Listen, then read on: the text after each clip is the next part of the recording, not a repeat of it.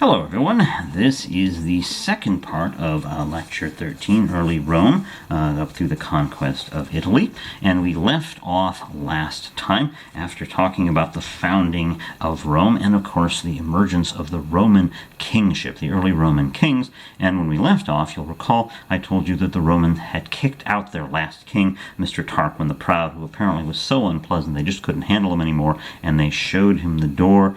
And then they set up the Roman Republic. And the Roman Republic was built first and foremost on the singular principle of making sure nobody ever could seize power illegally. You had to follow the law in order to have power. Now, in order to make this work, that means you're going to have to come up with a way to keep potential tyrants and problems under control here. And this is what they set out to do. All right? And the first thing they did is they said, okay, who's in charge? Who's the head guy? No king. Nope. No, that's a no-starter. No king. We're not going to have any kings. That last king was too unpleasant. So who is in charge? Well, they decided that they would have two guys in charge instead of one. And here's what they did. The two guys were called consuls. There are two consuls, and that gets a star. All right. The two consuls work like this. Each consul controlled half the army.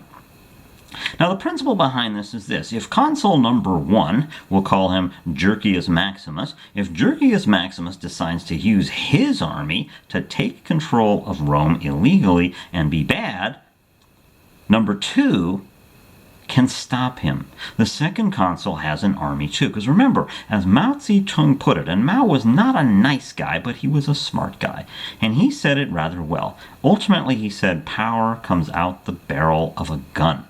In this case, at the end of a spear, all right? The power and the ability to exercise lethal force is ultimately where political power comes from.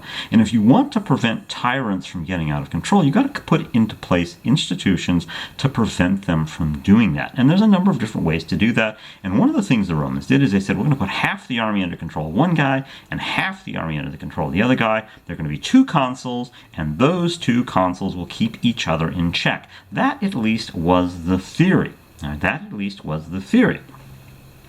The other thing that the Romans did in their republic, and they were absolutely freakazoid, paranoid nuts about this, was a little thing we call term limits. All right, term limits. So if I were to ask you, would it be possible for Barack Obama to ever be president of the United States again? Even if you really liked our friend Barack Obama, you'd have to say no. The Constitution says you can only be president for 2 terms, and that's it. And so you'd have to break the Constitution to put Barack Obama or George W. Bush or Bill Clinton back into office, all right? Whereas, say, for example, Jimmy Carter, who only served 1 term, could conceivably legally be president again. I don't think he's foolish enough to want the job, but nonetheless, there you have it. So what the Romans did is they put term limits everywhere. We've put them on presidents. We don't have them on senators or congresspeople, and this is something, of course, we may want to think about, but the fact is that in the Roman world, almost every official job had term limits, and that was to keep people from seizing power illegally, and this is what they did here, all right? So that is something that we want to keep in mind here. Keep power under control, in other words. Keep power under control. And so what they would do is they would elect these guys. Now, how were these guys elected? They would be elected by the army, all right? If you wanted to vote, you had to be in the army. This is a military society. This is a society where if you are a young man, what you want to do is have military battlefield glory. If you're a young woman, you want to marry a guy with that kind of battlefield glory. So this is something that they're going to start to see. So voting is going to be based on whether or not you are a citizen, all right, an idea they get from the Greeks, but citizenship is often tied to whether you are actually serving in the military or not. So this is something that we see here as well here. Now, there are various other government jobs, and again, it all works the same way with this notion of term limits here, these various ones. But there's one other group of people I want to talk about here, all right, and that is the Senate. The Senate is going to be extremely important, and the Senate is the one major institution of the Roman Republic that doesn't have term limits. And the reason it doesn't have term limits is that it was technically not part of the government. And this is kind of interesting, of course, because today the Senate is part of government, but their Senate was technically not part of the government. What it was, and what it had been even before the founding of the Republic, was an advisory body. an advisory body of older, smarter, we hope, men who could advise originally the kings. And after the kings were kicked out, there were no more Roman kings, these guys would then advise the consuls, the heads of state. And because they were not officially part of government, there were no term limits in the Senate. And that has got some advantages and disadvantages. Obviously, it allows you to accrue lots and lots of power over time. All right? Think of senators in the United States, how some of them have unbelievable amounts of power because they've been in there for 40 years. But it does have another advantage, and that is it keeps experienced people on hand. And the Senate gives the Romans experienced people who are on hand for life. And in that sense, it's not unlike our own Supreme Court, where if you get put on the Supreme Court, you're in there for life, and hopefully, and I say hopefully because not every Supreme Court justice seems to really be very good at their job, but that is a judgment we must make for ourselves. But the thing about it is that the Supreme Court in the United States is a lifetime appointment. Once you're in, they cannot kick you out. Ruth Bader Ginsburg does not have to resign ever. Right? She can die her way out, or she could resign if she wanted to, but there's no way Donald Trump or Barack Obama can push her out of office, out of her position here. And that gives us a lot of experience and stability in our courts, even if we may not agree with all of their decisions. All right? So this is what the Senate provides for Rome. It provides this older body of experienced men who are able to sort of see things through in the long term. So it's a balance between short-term term limits. You can only serve as consul for 1 year, then you have to take a year off, and then you can come back and be consul again. So you cannot serve 2 terms of consul in a row. Or you have the Senate, where you have basically a lifetime appointment. So that is an important thing to keep in mind here. A couple of other important things to think about Rome in this period is the difference between social classes. All right? There are the patricians. Now, what is a patrician? A patrician is what we might call old money. These are older, wealthier Romans, people who have a lot of money. There's not that many of these patrician families in Rome. All right? There really aren't that very many, only a few hundred in the entire city. They're the old money. In our own culture, we might call them the Kennedys or the Rockefellers or people like that, these old money. And what the patricians do is they control most of the wealth of ancient Rome, but there's not that many of them. All right? So they tend to have the leadership positions. The other group that is of importance is called the plebeians. Now, the plebeians are the commoners. These are the average Joes, Schmoes Romans, the average Roman. They are the people who do much of the grunt work, and they tend to be poor. There are a few rich plebeians who develop over the years, but most of the plebeians are actually poor. They're the lower classes. And here's the thing. The early Roman Republic was a constant tug of war between the wealthy patricians, who were very few in number but have a lot of wealth, and the much more numerous but much poorer plebeians. And the two sides are going to tug at each other. The patricians don't want to give up wealth and power, and the plebeians want to get their wealth and power. They want to become more prosperous and wealthier and this sort of thing. And this tug of war is a very interesting phenomenon in ancient Rome, and the reason it's so interesting is it shows us something else about early Rome, which was a major reason for their success. And here is what it was. All right? The Roman system could bend but not break. So that means that they never let things get completely out of hand in terms of social class and social conflict. Things remained enough stable enough, I should say, that you did not have massive uprisings and violence and that sort of thing. And this is an important lesson for all of us, because you may not like Donald Trump, you may not like the government of Washington, but I guarantee you that if we riot in the streets because we don't like them, that's a lot more destructive than getting them to do what we want, or maybe just voting them out of office. If you don't like Donald Trump, don't vote for Donald Trump, and try to get other people not to vote for him either. All right? But do not pick up a weapon and march out into the streets and make trouble, because that doesn't tend to solve anything. And the Romans had apparently figured this out. So for the Romans, it's like, okay, we are not going to cause massive violent social uprisings. What we're going to do is push. Right? And so what the plebeians would do is push for more rights, more benefits. And because the patricians needed the plebeians, they're the labor force after all, they needed them, slowly but surely the patricians would give in. There's a wonderful story where the plebeians apparently all one day decided, we are really upset, we want our way, and the patricians aren't giving it to us, so the plebeians all went on strike. And they all packed a lunch and they walked out of town and left Rome empty, and they sat out there and had lunch, and the patricians were looking around saying, well, now what? We can't do anything. We can't make anything work without the plebeians. And so the patricians had to give in. But the plebeians also never demanded so much that the patricians would say, absolutely not, and then they would fight. All right? So it's an interesting balancing act between plebeian and patrician. They didn't always get along, but they got along well enough to benefit the Roman state. And that was a good thing as well. Another issue, and this is something else that gets a star here, are the 12 tables. What are the 12 tables?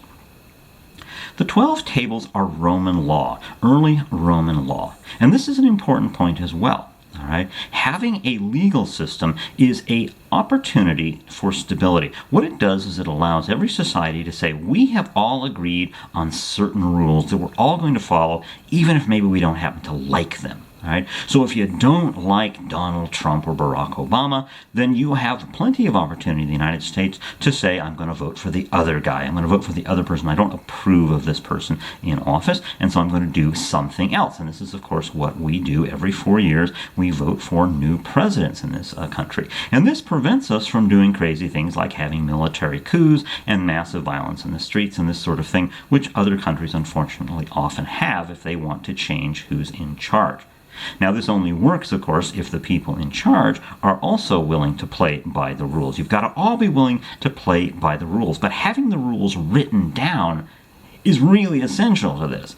Because if you don't have them written down, then who decides what the rules are? Who says what the rules are? You can't refer to them. So the 12 tables are the Roman system of law that they basically wrote down their basic rules. How are we going to make this all work here? All right, and this, of course, allowed the Romans to have a level of stability that they might not have had otherwise with all the tension between these guys here. All right.